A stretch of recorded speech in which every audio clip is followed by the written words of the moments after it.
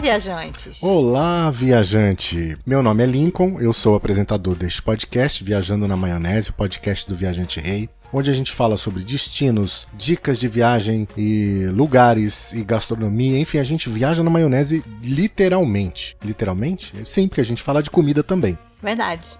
Eu sou Leda, apresentadora também, acabei de ser oficialmente nomeada como apresentadora. E o que vocês acham? Vocês acham que a minha seriedade sozinha vale a pena ou a gente tem que ter a Leda apresentando esse podcast junto comigo? Ah, claro que sim. Vai ter uma voz feminina. E não só por isso, você dá um equilíbrio para esse programa. Ah, obrigada. Então, no episódio de hoje, a gente continua a falar sobre... Portugal. Exatamente, mas nós estamos aonde agora? No Brasil. Isso, nós já voltamos da nossa viagem, durou pouco, né? Não durou pouco. Durou bastante. É verdade, foram quase três semanas que nós ficamos em Portugal. Dessa vez a gente fez um roteiro um pouco diferente da última vez. E por falar em roteiro, o nosso programa de hoje é sobre roteiro. Como ele vai ficar muito longo se a gente fizer o programa em uma parte só, a gente resolveu dividir esse podcast em duas partes.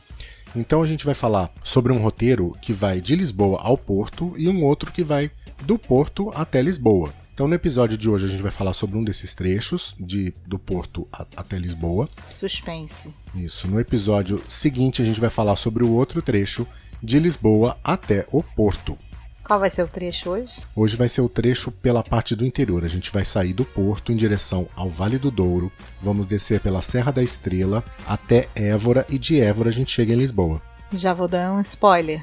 Évora é linda demais, vale muito a pena. Lembrando que todos os episódios deste podcast você encontra no nosso site, viajanterei.com.br, ou você pode entrar direto no viajandamaionese.com.br, que já vai direto para a página do podcast. Você também encontra a gente nos principais agregadores, iTunes, Deezer, Spotify, Apple Podcast, Google Podcast, enfim. E se você quiser ouvir a gente pelo YouTube, então lá você consegue ouvir também os episódios do nosso podcast. Então vamos lá? Vamos começar o episódio de hoje? Começando...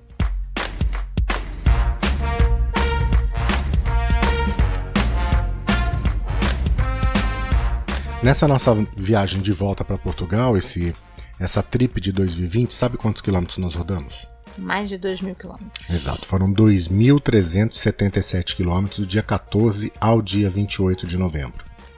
Logo, 14 dias... 170 quilômetros por dia de média, muito. Eu acho pouco. Não é tranquilo, porque teve dia que a gente acabou rodando mais, porque teve dia que rodou menos, mesmo porque nós ficamos alguns dias em algumas cidades para poder conhecer a região, mas na média deu 170 quilômetros por dia, o que não é muito. É bem tranquilo. É bem tranquilo. A gente montou um roteiro para vocês, que é o que a gente vai falar essa semana e na semana que vem, de 20 dias de viagem, que a gente considera suficiente para você fazer do Porto a Lisboa e de Lisboa ao Porto. Se você quiser aumentar para 30 dias, você pode incluir a região do Algarve. Mas a gente não vai falar sobre o Algarve, porque primeiro nós não conhecemos o Algarve nas vezes que nós fomos a Portugal. Até porque a gente mira chuva e frio. A gente nunca pegou calor em Portugal. É verdade, a gente nunca foi para Portugal no verão, a gente já foi para Portugal na primavera, a gente já foi para Portugal no outono. Mas a primavera que a gente foi estava muito frio e muita chuva. A gente tem tido períodos de chuva nas últimas viagens. Eu brinco, tá precisando de chuva na sua cidade? Chame Leda e Lincoln. Verdade. Então é assim, vamos lá. Nessa primeira semana, no episódio dessa semana, a gente vai falar sobre esse roteiro saindo do Porto, chegando até Lisboa pela região central. E na semana que vem a gente fala sobre o roteiro de Lisboa até o Porto pela região do litoral.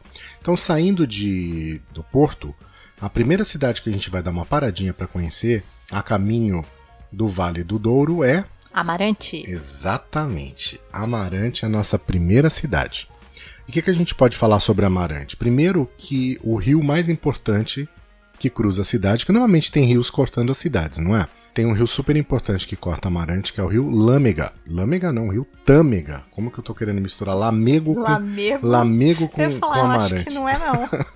Mas eu sou péssima em geografia. É o rio Tâmega. Péssimo. O rio Tâmega, ele corta a cidade, é um rio que teve muitas cheias. Inclusive a ponte medieval que tinha, ela foi destruída por uma dessas cheias do rio Tâmega, e ela foi inclusive reconstruída a partir de 1763, ou seja, imagina, se a ponte que está lá hoje foi construída em 1763, imagina de quando era a ponte original. Mas é uma cidadezinha bem pitoresca, bem bonitinha. Dessa vez a gente pegou ela com iluminação já natalina, tava linda a noite. É verdade, da outra vez nós conhecemos Amarante de manhã, a gente foi lá de manhã e dessa vez nós fomos para Amarante à noite. E encontramos uma cidade bem romanticazinha. Tava meio fog assim, tava bem bonitinha. Bem romântica. E a gente resolveu ir comer docinhos. Isso. Em Amarante. Exato.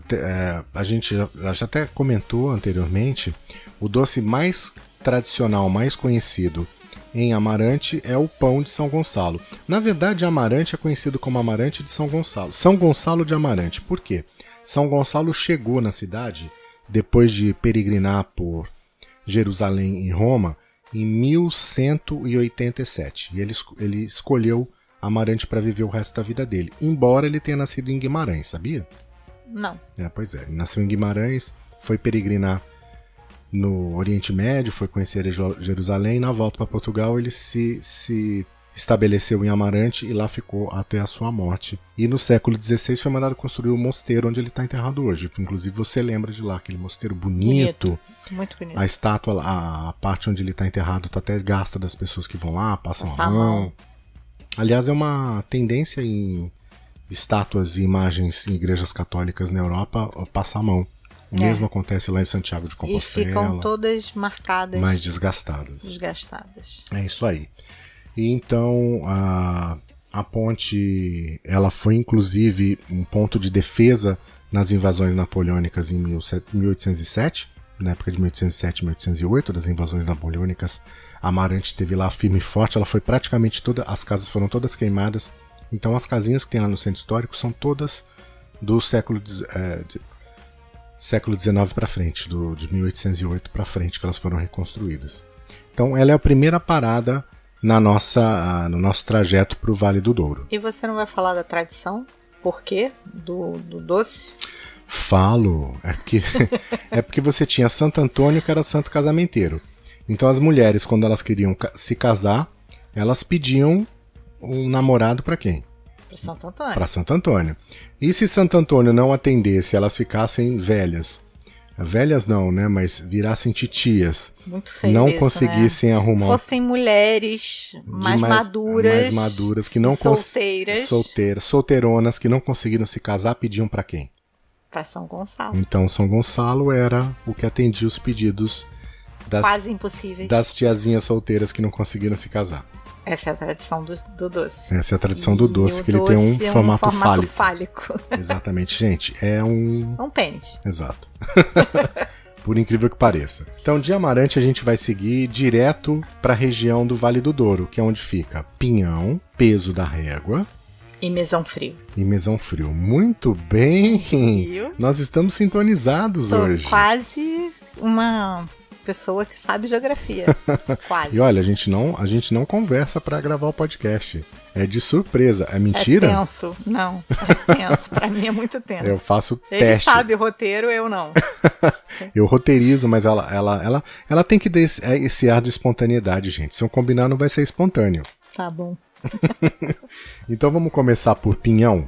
Nós fomos o ano passado para Pinhão. Dessa vez nós não chegamos a ir até Pinhão, porque a gente focou em Peso da Régua e em Mesão Frio. Mas no ano passado nós fomos para Pinhão. Você lembra onde nós fomos no ano passado em Pinhão? Ele vai testar minha memória. Eu não tenho uma memória muito boa. Nós fomos para Quinta da Rueda. Aí eu lembro. Falou Quinta da Rueda, a gente já localiza. Exato. Quinta da Rueda é uma vinícola. Propriedade, que veio a palavra, é uma propriedade da Croft. A Croft é uma grande produtora de bebidas em Portugal, de vinho. E lá ela tem uma quinta onde ela produz... basicamente vinho do Porto, que ela produz, a Croft. Ela produz vinhos de mesa também. É? A gente não provou. A gente provou só vinho do Porto. A gente provou só vinho do Porto, mas ela tem vinhos de mesa também, vinho tinto e vinho branco. Não sabia. Além dos vinhos do Porto, e acho que o mais conhecido hoje é o vinho do Porto Croft, o Pink. Uhum. Que foi o primeiro vinho do Porto Rosé que foi lançado no mundo, foi lançado pela Croft. Ela criou uma nova categoria. E é uma delícia. Porque ele é mais leve que o vinho do Porto, porque o vinho do Porto é um vinho forte, doce, e o Pink é uma delícia. É leve, refrescante, combina bem com drinks. Então você pode visitar a Quinta da Rueda e fazer uma degustação de vinho. Essa degustação custa entre 12 e 35 euros. Isso vai depender da quantidade de vinhos que vão ser degustados. Mas não tem problema, você entra no site da Quinta da Rueda, manda um e-mail, se informa e aí você verifica a disponibilidade de vaga, vai lá, visita, degusta os vinhos e parte para a próxima. Nós temos uma outra vinícola super conhecida que a Ledinha adora falar sobre ela, embora a gente nunca tenha ido. Ela fala do Crasto toda hora, que não fica em Pinhão, mas ela fica entre Pinhão e Peso da Régua, numa cidade chamada Govinhos, que é a Quinta do Crasto. Exatamente, a Quinta do Crasto. Só que tem um problema. Difícil de falar, né? Porque não é Castro, é Crasto. Crasto. O R, ao invés de ficar no TRO, fica no CRA. Só tem um problema. Para fazer a visita, só pode fazer reserva por telefone ou por e-mail. É um pouco mais difícil, você tem que entrar em contato, informar o estilo. É uma visita personalizada. Informar o seu estilo, quando que você quer fazer, quantas pessoas são no grupo. Eles vão preparar uma visita para o seu grupo. Ou você pode ir almoçar lá. Então, mas aí tem restaurante. Tem que ser feito da mesma Também forma. Reserva. Tem que ligar, eles vão fazer o estudo para entender o que você quer fazer e a partir daí eles vão montar para você esse pacote com almoço ou sem almoço. Eu acho que é para você se sentir especial. Eu sei que o mais barato são 25 euros que você vai pagar, o que representa hoje aí 125 reais, para você fazer uma degustação com 5 vinhos, um tinto, um branco, um reserva e 2 vinhos do Porto. Pois é, aí vale a pena. Pelo vinho, parece que vale. A gente não conhece a Quinta do Crasto. Seguindo, a gente tem a terceira cidade, que é a cidade que se falou em Vale do Douro, essa é a cidade que vem logo na cabeça. Peso da Régua. É onde fica o Museu do Vinho do Porto, é onde ficam as principais vinícolas, é onde tem maior infraestrutura voltada para o enoturismo mesmo, né? A gente inclusive parou na cidade, lembra que a gente foi procurar um lugar para comer. Tem uma ponte linda que a gente atravessou. Para ir até onde que a gente atravessou nessa ponte? Ai, meu Deus, ele tá me olhando. A gente atravessou para ir para a Quinta da Pacheca. Ah, a Quinta da Pacheca é legal. Vocês devem estar achando que eu sou alcoólatra ou que amo beber. E não é o casal do casal, não sou eu quem mais amo, ela não. É uma ótima companhia. Eu sou muito companheira do Lincoln. Gosto de alguns vinhos, uns vinhos mais doces, mas na grande maioria quem bebe é o Lincoln. É verdade. Você gosta de um Porto Tônico. Eu gosto de Porto Tônico. Que é uma bebida feita. É um drink. A gente falou nisso no podcast passado. É um drink, vamos só relembrar, porque é muito bom. É um drink de vinho do Porto branco, com água tônica e laranjinha. Ou limão. Mas normalmente laranja, mais gostoso, né? É muito bom. E aí o passeio na Quinta da Pacheca, o tour custa 15 euros, certo? 15 euros, uma degustação de 4 rótulos diferentes, a gente visita. Vamos lá, gente. O passeio nas vinícolas, ele é muito parecido. Não, mentira. Foram 12 euros. 12 euros. 24 euros para os dois. O passeio na vinícola, independente das vinícolas, ele é muito parecido. O processo de fabricação do vinho é muito parecido. Então, se você conhece o processo de fabricação do vinho do Porto, ele vai ser o mesmo em qualquer vinícola que fabrique vinho do Porto. E vai mudar só o quê? A história da vinícola. Então você vai ter uma diferenciação de um tour para o outro apenas com relação à história da vinícola.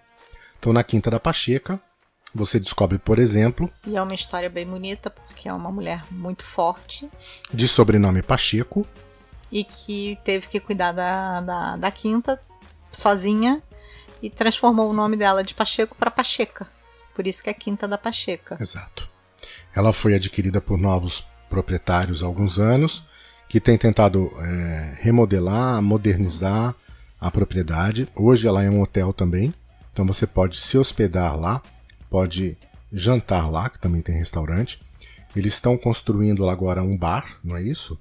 Para atender grupos, porque porque as pessoas vão lá querer beber, então eles podem só vender bebida nesse bar. E as diárias lá custam em média a partir de R$500. E tivemos um atrativo extra na nossa excursãozinha. É o Pacheco? O Pacheco. Um cachorro muito fofo, que é deles lá e que acompanha o guia. O guia vai contando a história e o Pacheco vem atrás. É um charmezinho a mais para quem gosta de cachorro, claro. Então, resumindo, nós temos aí pinhão, peso da régua e temos mesão frio. Mesão frio fica entre os dois, né? E a gente se hospedou em Mesão Frio dessa vez. Nós ficamos no Hotel Scala. Scala Douro. Um bom hotel, com uma ótima infraestrutura, com um bom custo-benefício, o quarto super moderninho, não é? Aquele quarto que tinha o banheiro junto com o quarto, sim, uma bela de uma banheira, com um bom preço. Só não tivemos uma experiência boa no restaurante. O restaurante, mas pelo que a gente ouviu falar, é que a gente não sabia, mas o restaurante tem a fama de não ser um bom restaurante. Pois é, mas aí vem aquela velha história, né? Embora a nossa experiência não tenha sido boa, não foi boa não com relação ao atendimento, não. O atendimento foi impecável. Vamos até falar. O atendimento do restaurante impecável e o atendimento do hotel frio. Sim, frio, mas não foram mal educados. Não, frio. Só não tem uma interação com o hóspede. Sim, não tem aquela questão de perguntar como foi sua estadia. Não. É uma relação mais distante. Em compensação, no restaurante tem essa interação, essa preocupação, mas a comida... Embora a pessoa... Tinha um casal comendo na mesa atrás, nas minhas costas, no caso da Leda na frente dela, e que eles elogiaram a comida. Aí vamos lá. Eu não tô entrando nem na questão de paladar, porque eu acho que cada um tem um paladar. Um gosta de uma comida mais apimentada, o outro com mais tempero, menos tempero. Mas nós pedimos um polvo e o polvo a gente não conseguia cortar o polvo. Então, assim, o mínimo da preparação é que o polvo seja cortável. Tava duro. Tava muito duro. E aí depois o Lincoln, eles tentando acertar. O senhor não quer um bacalhau? Aí o Lincoln aceitou o bacalhau veio gelado dentro. Então, assim, não dá pra dizer nem que é paladar. Eu acho que não tem amor na cozinha. Mas fica a ressalva de que o casal que estava sentado na mesa atrás de mim elogiou e saiu falando muito bem da comida. Para nós não foi boa, ok? Mas pode ser uma experiência nossa e que você possa ir para lá, resolva experimentar e a comida esteja maravilhosa para vocês. Espero que isso aconteça se vocês optarem por jantar no restaurante do Scala. Mas escutamos outras pessoas falando que não é dos melhores. Locais, pessoas locais. Bom, enfim. Voltando para peso da régua, a gente falou da Quinta da Pacheca, mas um detalhe, embora ela fique na margem do Douro, você olha da Quinta, você consiga ver peso da régua do outro lado da margem, ali não é, na verdade, peso da régua, é Lamego. Sabia? Não. Pois é, atravessando a ponte já pertence à cidade de Lamego. Sabia. E Lamego tem um outro símbolo muito presente no Brasil, que é os queijos Paiva. A gente não conseguiu visitar lá a fábrica dos queijos por causa do horário, que estava fechada. Eles fecham para o almoço. Como quase tudo. Como quase tudo, tem essa hora da siesta, né? Nada funciona. Nada conseguiu visitar a Paiva, mas se você for no mercado aqui, você vai ver lá queijo Flamengo, queijo amanteigado, enfim, eles têm uns pacotinhos de queijo Paiva, esse queijo Paiva é fabricado lá em Lamego. E Lamego não tem só o queijo não, tá, gente? Dá uma passeadinha no centro histórico se vocês tiverem oportunidade. Só se tiverem oportunidade, tá? Não é obrigatório passar por Lamego, não é uma cidade que precisa ter uma visita. Eu, particularmente, prefiro muito mais Amarante, mas se você tiver tempo, como você vai passar por ela, se der para você desviar, entrar na cidade, visitar o santuário e visitar a Sé, faça isso. Em viagem eu acho que nada é obrigatório, né? Eu acho que tudo tem que ver de acordo com teu humor, com tua vontade, com tua disposição, se o tempo tá bom, se o tempo não tá bom. Eu acho que é mais ou menos isso. Então, a partir de Lamego, a gente continua a descer, sentido Serra da Estrela. E a nossa próxima parada vai ser em Viseu. Viseu fica na região do centro mesmo, é o centro de Portugal. Você lembra de Viseu? A gente foi no shopping Palácio de Gelo. Lembro. No ano passado. No ano passado, na viagem do ano passado. Sim, nós passamos em Viseu. Viseu tem um centro histórico lindíssimo. Tem a Sé, as muralhas ali é muito bonito. Difícil de estacionar. Impossível de estacionar. A gente parou no shopping porque a gente não conseguiu estacionar em lugar nenhum. Mas Viseu merece dar uma passadinha para vocês conhecerem. Tem a Sé de Viseu. O Cabeludo em Portugal fala muito de Viseu. Ele tem um canal no YouTube. Ele mora em Viseu. Então ele costuma mostrar um pouco da cidade. Se vocês tiverem tempo, tem um link no descritivo do podcast para o canal dele no YouTube, ou você digita lá no YouTube Cabeludo em Portugal, você vai conhecer o canal do Henrique, que é o Cabeludo. Seguindo então de Viseu, a nossa próxima parada é em Mangualde. Você lembra de Mangualde no ano passado? Tenho certeza que não. Não, mas é um nome difícil, né? Pois é. Mangualde fica no caminho da Serra da Estrela, é onde fica uma queijaria chamada Vale da Estrela. Lembrou? Lembrei. Lembrou. O que fabrica a Vale da Estrela? Fabrica o famoso, o mais conhecido queijo de Portugal, o queijo da Serra da Estrela. Ele é um queijo DOP. O que é um queijo DOP? É um queijo de dominação de origem protegida, ou seja, só o queijo fabricado com as ovelhinhas que pastam na Serra da Estrela. Elas são... bordaleira o nome desse tipo de ovelha. Só esse queijo é que leva o queijo do nome da Serra da Estrela. Ovelhinhas felizes. Ovelhinhas felizes. Que elas são criadas soltas. Exato. Então essa queijaria Vale da Estrela, ela fabrica esse queijo maravilhoso. Mas por que eu lembro dessa queijaria tão bem? Porque chovia aos cântaros, né? O mundo nesse dia. Aí a gente parou no estacionamento, vamos, não vamos. Para sair do carro a gente se encharcou inteiro, mas valeu a pena a visita. Valeu a pena. O pessoal da queijaria foi super simpático. Mostraram todo o processo de fabricação. Não custa nem um cêntimo. Só mulheres. São só mulheres que trabalham na fábrica, é verdade. É verdade. Detalhe que a produção do queijo é muito artesanal. Ela é feita com 100% de queijo da ovelha. E queijo cru, que eles chamam. Eles não cozinham o queijo. O que eles usam para coalhar, para talhar esse queijo? Eles usam uma flor tipo de uma árvore. Ele chama flor do cardo. É tipo uma erva. Então é do cardo, é da flor do cardo que se faz o processo de coalho do leite. Aí esse leite coalhado, ele é desassorado, né? As mulheres massageiam essa massa para tirar o soro. E aí coloca lá o queijinho para descansar e ele vira um queijo com uma casquinha mais dura por fora. E por dentro, uma massa maravilhosa para comer com geleia. Para comer com qualquer coisa. Comer puro, mas com geleia de abóbora, que é típico de lá. É engraçado, lá eles têm muito geleia de abóbora. E a gente tem tanta abóbora aqui, a gente nunca faz, né? Não, só faz aqui doce de abóbora, não geleia. Apesar que eles também, esse ano, a gente não encontrou tanta geleia de abóbora. Não deve ser porque no tempo. A gente encontrou mais geleia de figo. Esse ano. É verdade. Que é mais tradicional, né?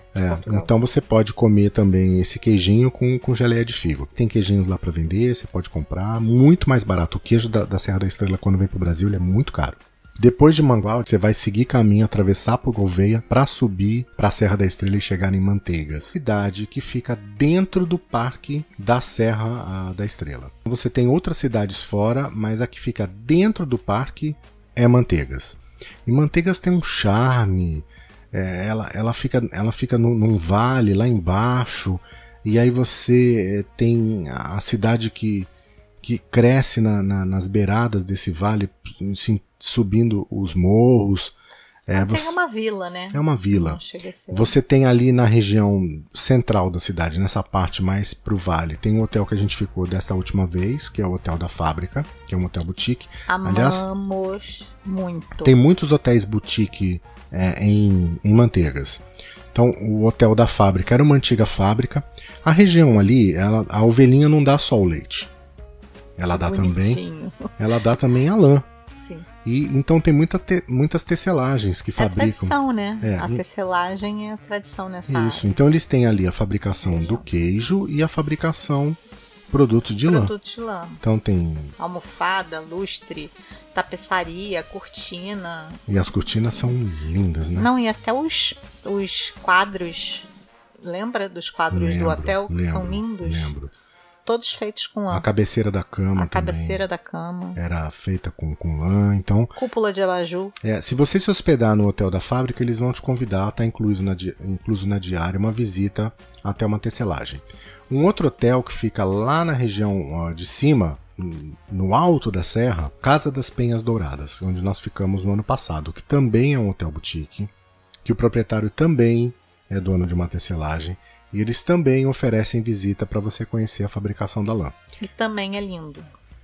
Só que ele é uma outra pegada. Como esse ele fica muito mais alto, nas Penhas Douradas mesmo, é muito mais fácil você ter neve no hotel, nos meses mais frios, do que lá embaixo em Tanto que a gente pegou Manteigas. Na primavera com neve. Pegamos a primavera com neve ano passado. Agora a gente pegou só chuva. Verdade. Então, saindo de Manteigas, a nossa sugestão é vocês atravessarem o Vale Glaciar. Eu falei que nada é obrigatório, mas esse passeio é obrigatório. Você subir para a Serra da Estrela. Dá medinho, porque a estrada é bem... Tem que ir pelo Vale Glaciar e subir a Serra da Estrela. E aí, na hora da subida, você chegando, tem placas indicativas que vai mostrar se a pista está aberta ou não. Porque lá de cima, você tem acesso até a torre e a pista de esqui. E normalmente, poxa, a gente foi para 2 vezes para lá, nas 2 vezes que a gente foi, a gente pegou a pista fechada. Pois é. Tava interditado, a gente não conseguiu. 2 dias depois que a gente desceu, abriu. Tava aberta. Mas se você for em mês de frio, com certeza você vai pegar neve lá em cima. Com vento ou sem vento. Sim. E aí de lá de cima a gente vai... Covilhã. Exatamente. A minha queridinha. Muito bem. Da Serra da Estrela. E ali tem algumas opções de hospedagem. Se você preferir não ficar em Manteigas, você pode ficar em Covilhã. Lá na área alta da serra, você tem alguns hotéis. Tem um Luna em Covilhã mesmo, que é o Luna dos Carquejais. E tem um Luna mais pra cima, mais próxima da serra, que tem neve mais fácil, que é o Luna Serra da Estrela. O hotel, a gente até fez um review do hotel, tem no nosso site, e tem um review também da Casa das Penhas Douradas. Então a gente vai deixar na descrição do podcast, na descrição desse episódio, o review para os 2 hotéis. A gente precisa fazer ainda o review do Hotel da Fábrica, que foi o que a gente ficou esse ano. Então, de Covilhã, a gente segue caminho. Antes de falar disso, eu queria falar o seguinte: para você chegar até a Serra da Estrela, a gente está fazendo o sentido do Porto até Lisboa, descendo. Mas se você estiver subindo, se você quiser subir não por Covilhã, você tem a opção de subir pelo outro lado da serra. Então você pode subir por Ceia também, se você estiver indo de Lisboa. E se você estiver descendo e não for fazer o trajeto que a gente vai fazer desse roteiro e quiser ir direto para Lisboa e não ir para Évora, como a gente vai agora, você pode descer por Ceia. Não faça isso, vá para Évora. Vá para Évora, mas a pessoa nunca tem tempo. Arranja. Tira uma outra cidade, mas vá para Évora. É verdade. Então, mas vamos falar de Ceia. Ceia também é uma cidade pequena, né? Como fosse Manteigas, um pouco maior. E lá você também pode comprar produtos regionais. Tem uma quinta lá chamada Quinta de Ceia, que você compra queijo, compra produtos de lã. Então, enfim. Deixa a Ceia de fora e coloca a Évora. Isso aí. Então, do outro lado da serra fica Super Covilhã. Imparcial, né? É verdade. Ela quer que você vá para a Évora. Então, continuando o caminho, a gente vai chegar a Évora. Évora já fica numa outra região de Portugal, uma região chamada de Alentejo. Ou Alentejo. Eu falo Alentejo. Eu falo Alentejo. Você... De vez em quando eu falo Alentejo. A gente perguntou lá e lá falaram Alentejo. Que era Alentejo. Então, é além do Tejo. Além do Tejo, mas se você falar o Rio Tejo... Pois é. Mas aí se fosse Tejo ele teria acento. Não, é Alentejo. É Alentejo. Então o que a gente pode falar de Évora? Existem alguns lugares obrigatórios em Évora. O primeiro, a Igreja de São Francisco, que você não paga nada para entrar na Igreja de São Francisco. E é linda. E do lado da Igreja de São Francisco fica a Capela dos Ossos. Que é assustadora, né? ao mesmo tempo que ela é muito bonita. Exatamente. Para visitar a capela e para visitar o museu, você paga 5 euros. Eu disse no stories do Instagram que eu pago esses 5 euros com muito bom gosto e com muita boa vontade, porque o processo de restauração da igreja e a construção desse museu vale cada cêntimo desses 5 euros que você paga para entrar. A Capela dos Ossos é pequena. Mas é linda. É linda. E assim, chega a ser chocante, né? A quantidade de ossos que tem cada, sei lá, 10 centímetros. Porque a gente contou, né? Ela é toda revestida. A gente contou um quadrado para ter uma ideia, e multiplicar pela capela inteira. Eu diria que são centenas de milhares de esqueletos que estão lá. Então, eles, na verdade, assim, eles pegaram cemitérios e igrejas antigas, fizeram a exumação desses ossos que estavam lá, porque são cemitérios que foram desativados. E precisava se fazer alguma coisa com isso. Então, eles realocaram para lá. Realocaram para essa capela e os ossos estão lá como decoração da capela e como uma mensagem para as pessoas que vão lá visitar, de que nós somos todos mortais. Então todos nós um dia viraremos ossos. Sim, se não formos cremados. Então assim. Eu vou virar pó. A tendência vamos pensar no católico daquela época, era você ser enterrado, não se cremava ninguém, certo? Sim. Então o que você voltaria a ser eram ossos. Então tem até uma frase na entrada, eu não vou falar. A gente vai deixar você conhecer lá. Vai lá conhecer a Capela dos Ossos. Pague os 5 euritos. Suba depois para ver os presépios. Depois que você subir para ver os presépios, vai lá na área de fora, num terraço que fica na parte alta da igreja, que você tem uma bela de uma vista de Évora. E detalhe, faça nessa ordem, tá? Não vai visitar a Sé, não. Visita primeiro a Capela dos Ossos. Tenha primeiro essa vista para você ir se acostumando. Se você for direto para a Igreja da Sé, para a Catedral da Sé, você vai achar a vista de São Francisco não tão bonita. Então vá primeiro para a Igreja de São Francisco. Na sequência da Igreja de São Francisco, a gente pode subir até a Praça do Giraldo. Praça do Giraldo onde estava tendo aquela maratona. Aquela praça ali. Nós pegamos uma maratona em Évora. A cidade ficou toda fechada. Toda não, mas as ruas todas fechadas até 1 da tarde, né? Isso. Acabaram liberando um pouco antes, mas a previsão era até 1 da tarde. E essa Praia do Giraldo, ela tem uns arcos medievais. É a praça mais importante da cidade. É uma praça bonitinha, tem algumas lojinhas ali.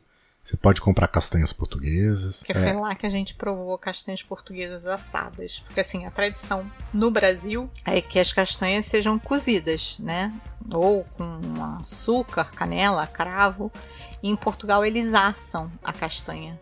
E vendem na rua, assim, num conezinho de papel, como a gente compra amendoim. Eles compram castanha portuguesa. E a gente nunca tinha provado. A gente provou. Eu não gostei. O Lincoln, você gostou? Eu não sou muito fã desse tipo. Eu prefiro minha castanha de caju. Ok. Eu não gosto de pinhão, então não ia gostar de castanha. Eu nunca provei pinhão. Mas é melhor a castanha assada do que o pinhão. Com certeza. Então, a partir da Praça do Giraldo, a gente continua, sobe aquela ruazinha cheia de lojinhas. Isso. E vamos até a Sé de Évora. A Sé de Évora já é cobrado. Você tem aí 3 tipos de ingresso que você pode pagar. Você pode comprar um ingresso para visitar a Catedral e o Claustro, e paga R$ 2,50. Você tem a opção de visitar a Catedral, o Claustro e mais a subida da torre, que custa R$ 3,50. E você tem uma terceira opção, Catedral, mais Claustro, mais visita para a torre e mais visita ao museu, que custa R$ 4,50. Nós não optamos por visitar o museu e optamos por Catedral, Claustro e a vista panorâmica, que para nós era o melhor custo-benefício, foram 7 euros eu e a Leda. Mas a ordem não foi essa, a ordem foi torre, claustro e catedral. Isso. Mas tudo bem, a ordem você pode fazer do jeito que você quiser. Faça desse jeito, gente, porque a pessoa quase morre para subir na torre. É verdade, a torre é bem puxada, mas... Lincoln quase morreu. Mas é linda a vista. É a hora que você chega lá em cima, assim, que você... Chega na torre primeiro, dá uma sentada, encosta ali, respira o fôlego. Vamos deixar bem claro, foi ele que fez isso, eu não, tá? É verdade, você tá muito melhor do que eu. Eu tô fisicamente condicionada. Academia todo dia, enfim. Mas isso não é assunto para esse podcast, não vamos falar de academia. A vista de lá de cima é linda. Você tem como andar toda a volta da catedral lá por cima. De cada lado que você olha, você tem uma vista diferente. Inclusive tem uma vista de lá do Templo Romano, que a gente vai falar sobre depois, também é muito linda. Muito linda. Então aí... Vale muito a pena. Vale muito a pena. Subam. Depois de descer, a gente visita o claustro. O claustro é um belo de um jardim, muito bonitinho o claustro. Ali tem uma subida também, aliás tem duas, para você poder também subir escadinha e visitar a parte de cima do claustro. Também tem uma vista bonitinha de Évora. Bonitinha, vocês já viram que não se compara ao outro. Ah não, a altura da subida da torre é muito maior. Muito maior. Mas é... simpático. Você não subiu. Eu não subi. Mas eu subi. Na torre eu subi, tá, gente? Eu também subi. Eu subi em todos os lugares. Você não subiu em todos. Mas vale a pena. O claustro é bonito. A gente já visitou outros claustros mais bonitos, mas está incluído o claustro de qualquer maneira. Então vá visitar o claustro. E depois? A gente foi visitar a catedral. A catedral... A gente tem sorte, né, com catedrais, né? Verdade. Ou com igrejas. As pessoas são muito amáveis com a gente. Dentro dessa catedral tem um órgão. Acho que é o órgão ibérico mais antigo de Portugal. Mais antigo da Europa, eu acho. Não? Pode ser. Pelo menos de Portugal eu posso te dizer que é. Em funcionamento. Em funcionamento. Exato. E esse órgão, ele é muito lindo, muito lindo. Só que ele fica apagadinho. Tinha até uma opção lá de colocar moedinha para iluminar, igual a gente viu em Bragança, naquela igreja que tem ali na Cidadela, também tem a opção de você colocar moedinha para iluminar o teto. Ali também tem, só que não estava funcionando. Eu fui comprar ficha para iluminar o órgão e aí a senhorinha disse para mim que não estava funcionando. Mas... veio o companheiro, o segurança. Muito gente fina. Ele falou, vocês que queriam ver o órgão, não é? A gente Espera só um pouquinho. Ele foi lá dentro. Acendeu. E acendeu o órgão pra gente ver o órgão aceso. E ficou lindo. As fotos saíram lindas do órgão. Muito lindo. Muito lindo, muito lindo. Vale a pena. Então vá Visitem. Lá, vá conhecer a catedral e veja, preste atenção nesse órgão. Saindo da catedral, do ladinho, na mesma praça, fica o Templo Romano. Eles chamam de templo... Que é muito engraçado, porque você tá andando... né? Não tem nada. De repente, no meio da cidade, um templo romano. Um templo romano. Aquelas colunas. É um templo romano. E ali é engraçado porque, assim, ele é conhecido popularmente como o Templo de Diana. Mas ele nunca foi o Templo de Diana. Na verdade, ele foi um templo construído em homenagem a Augusto. Então... porque a população chamou de Templo de Diana, mano. Mas não era, nunca foi. Não sabia. E por que ele conseguiu se manter não é intacto, é ruim, mas é muito bem conservado. Mas as colunas estão lá, perfeitas ainda. Porque ali, como se faziam sacrifícios pagãos, depois, na época da conquista portuguesa, que voltou a ser uma cidade católica, eles construíram paredes e ali virou um talho. Que pra nós, no Brasil, é o quê? Açougue. Isso, então eles continuaram a vender carne ali. Que coisa morta. E aí, essa estrutura medieval que tinha, essas paredes que foram construídas apoiadas na torre, então nas colunas. Então eles nunca botaram as colunas abaixo. Entendi. E aí, no século XIX, eles tentaram restaurar. Então tiraram essas paredes medievais, essas paredes que funcionavam lá o prédio, e ela ganhou a aparência das colunas que tem hoje, mas ela é um templo mesmo, um templo com paredinha e tal. Tem até outros lugares na Europa que você consegue ver templos mais intactos do que esse. Mas é lindo. É esse contraste, né, do templo no meio de uma cidade medieval. Sim. Um templo romano do início do milênio, né, do milênio passado. É impactante quando você chega assim, né? É impactante. E aí, nos arredores de Évora, a gente tem... Vamos falar ainda de ruínas. Um lugar que você não foi ver e que eu tive o prazer de ir lá, caminhar até lá. Porque a Leda tem um problema. A Leda tem problema com insetos. Não é porque eu não quero andar, nem nada parecido, não. É porque eu chamo inseto. Então, pra me picar em lugar aberto é fácil. E picar tudo bem, né? Qualquer pessoa poderia ser picada que não teria problema nenhum. Mas eu tenho alergia. Exato. Então, para se evitar aí uma possibilidade de um edema de glote, alguma coisa assim, então é melhor não se arriscar a encontrar uma abelha no caminho. Mas ele foi. Um dos dois sempre vai conhecer. Fui visitar o Cromelec dos Almendres. Bonito nome, né? Raio de Cromeleque dos Almendres. Sei. É uma região que remonta à época paleolítica. Dizem que talvez tenha sido construído pelos celtas. É um Stonehenge lá de Portugal. Você tem lá um monumento que provavelmente era utilizado para observações astronômicas. Um está alinhado com o outro, não se sabe ao certo como é, mas se sabe que foi construído pelos homens ainda na era paleolítica. Então, se você gosta desse tipo de turismo, energia, vibração, coisa antiga, se você falar, pô, cara, nossa, adoraria conhecer Stonehenge. Então, se você estiver em Portugal, vai lá conhecer o Cromeleque dos Almendres. E depois? E depois a gente foi para Cartucha. Não, você conheceu outro... Ah, não, é verdade. Antes de ir para Cartucha, a gente foi visitar... Eu não fui, eu lembro do... É verdade. Nós fomos visitar as termas romanas. Isso. Ali tem ruínas de termas romanas. Como vocês sabem, os romanos adoravam tomar banho. Eles tomavam banho. Então tinha lá, eles traziam, você sabe, a construção de aquedutos por toda a Europa, feita pelos romanos. Não é? Você encontra aqueduto em Évora, você encontra aqueduto no Porto, você encontra aqueduto na Vila do Conde. Tem aqueduto por tudo quanto é canto. E ali em Évora você tem uma região que tinha lá as termas. Então o que eles faziam? Canalizavam a água para essas termas. Tinham grandes caldeiras que esquentavam a água. Aí os romanos iam lá, entravam na água fria, depois de entravam na fria eles se banhavam em óleo, eram escovados, iam para as águas quentes ou mornas. Depois eles voltavam para fria, ia para a sala de jogos, batia papo. Era onde eles se reuniam para tomar banho, para conversar. Os homens iam lá bater papo, tal. Hoje vai pro bar. Naquela época ia para as termas romanas. Então fomos lá visitar. Não é fácil de achar não. Fica atrás de um cemitério, numa região particular. Numa área particular. Você tem que ir lá pedir a chavezinha para a mulher que cuida das ovelhinhas. A região ali tem ovelhinha também. A região ali não está muito bem cuidada não, mas eu diria que, cara, vale a pena. Vai lá conhecer. E aí depois das termas romanas, aí sim nós fomos para Cartucha. A Cartucha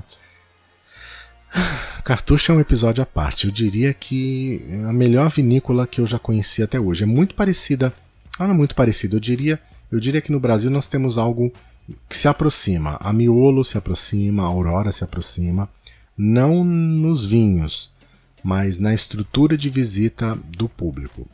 A Cartucha fabrica o vinho mais famoso de Portugal, que é o Peramanca. Eu não conhecia, só para vocês verem que eu não bebo. É verdade. Uma garrafa de Peramanca hoje no Brasil, não sei quanto custa, mas custa aí... Baratinho. Alguns milhares de... Mais de R$1.500. Muito mais. Muito mais. O branco talvez custe isso, mas o vinho, o tinto deve custar pelo menos o dobro disso. E aí você tem lá algumas opções de passeio na Cartucha. Você pode fazer só o passeio sem degustar vinho nenhum. Que é baratinho. Que você vai pagar 5 euros. Você pode fazer o passeio com degustação de um vinho, que vai custar 10 euros. Você pode fazer com 2, que vai custar 20. Pode fazer com 3, que vai custar 35. Só para deixar claro, eu acabei de pesquisar aqui, um Peramanca tinto 2011 está na faixa de R$2.500, R$3.000. É o dobro do outro que você falou que custava 1.250.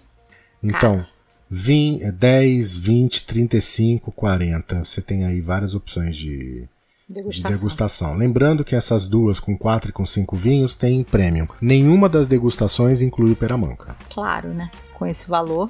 Mas você pode comprar uma taça do Peramanca branco. O tinto, só a garrafa. 12 euros a taça. O vinho Peramanca tinto, você tem a opção de comprar a garrafa. Eles só vendem uma garrafa por pessoa que faça o tour. Se você chegar lá e falar, eu quero comprar uma garrafa de Peramanca, eles não vendem. 250 euros, né? 250 euros. Vem numa caixinha, lindinho.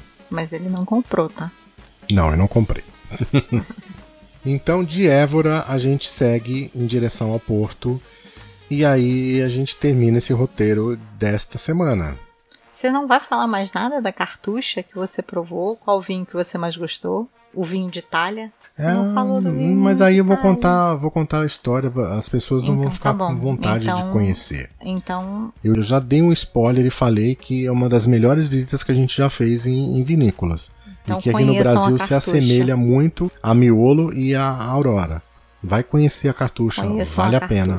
A reserva é pelo site, você pode pagar online. Tem lá o link na descrição desse post também.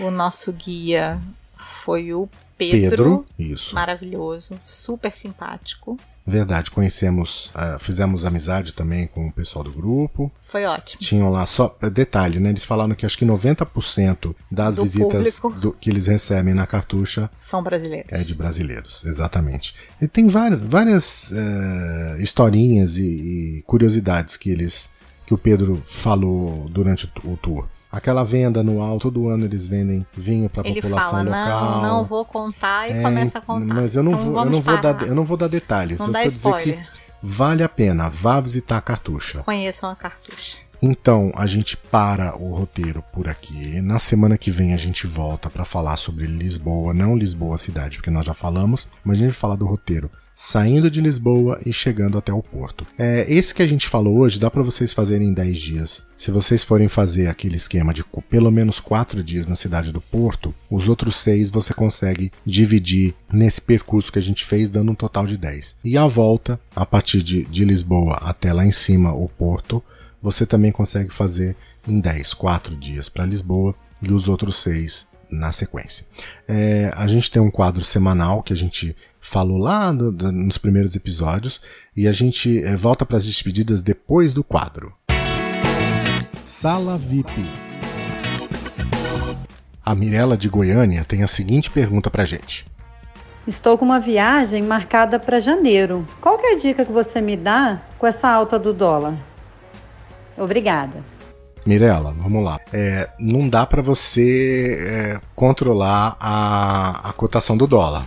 Infelizmente, né, a gente poderia ter uma bolinha de cristal e saber quando que o dólar vai estar em alta, quando vai estar em baixa, mas nem os economistas experientes sabem isso. Mas tem algumas dicas que a gente pode dar para você tentar contornar essa alta do dólar que está afligindo aí todo mundo que está pensando em viajar agora no final do ano.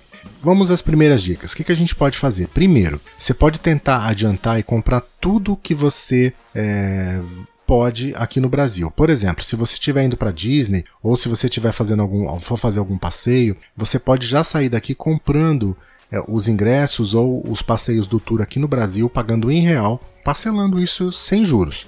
Com isso você já foge do IOF, 6,38%. Você normalmente tem uma cotação mais baixa na compra desses pacotes de passeio ou dessa compra desses ingressos. Normalmente as operadoras acabam subsidiando um pouco essa cotação e jogando o dólar um pouco mais para baixo. E você consegue fazer o parcelamento disso. Agora, com relação a papel moeda, a minha sugestão é o que a gente ouve de todos os especialistas e é o que a gente faz na prática. Tente não comprar o dólar ou a moeda que você vai usar no país que você vai viajar toda de uma vez.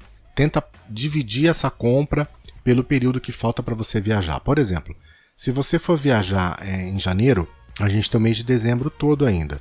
Então tenta comprar a cada semana, a cada 5 dias, fracionar essa compra. Por quê? Se tiver uma queda na cotação nesse período da viagem, até o período da viagem, que é o que parece que tem acontecido nesses últimos dias, o dólar já começou a baixar, você não vai ter comprado tudo em alta, você acaba conseguindo um preço médio aí um pouco mais baixo. Da mesma forma, o contrário. Se você estiver comprando aos poucos e ela tiver uma subida lá na frente, você acabou se garantindo e comprando uma parte agora com um preço mais baixo. Então, tenta diluir essa compra pelo tempo que falta para você viajar. Agora, se a tua viagem já estiver em cima, aí não tem jeito. Aí o ideal é você analisar a cotação, ver se ela está muito alta hoje, se tiver uma subida muito grande, esperar no dia seguinte e tentar a sorte. Ter que fazer a compra aí no dia que você julgar, que teu coração disser que aquela cotação naquele dia tá boa ou tá menos pior. Eu acho que as duas dicas maiores são essas. Tem alguma coisa a acrescentar? Primeiro, obrigada, Mirella, pela pergunta. É sempre bom responder vocês que estão escutando o podcast para a gente saber o que vocês estão pensando, quais são as dúvidas. E eu acho que não, eu acho que só rezar mesmo para o dólar baixar, porque as outras dicas já foram pertinentes. Beijo, Mirella. Então é isso, gente. A gente acaba aqui o episódio dessa semana. Lembrando para vocês, se vocês quiserem participar do nosso podcast, é muito simples. Você pode mandar um e-mail para podcast@viajanterei.com.br ou pode mandar sua mensagem de áudio para o nosso WhatsApp 55 21 9 7925 4747. Facinho, manda tua mensagem de áudio, a gente vai pegar, vai ouvir com todo carinho e vai responder sua dúvida. Então, viajante, tchau, tchau e até a próxima. Até a próxima semana. A gente na semana que vem continua com esse roteiro de Lisboa até o Porto e aí a gente encerra essa saga com relação a Portugal e vem com um outro destino. Para onde será? O que você quer ouvir no nosso podcast? Manda pra gente. Tchau, até semana que vem.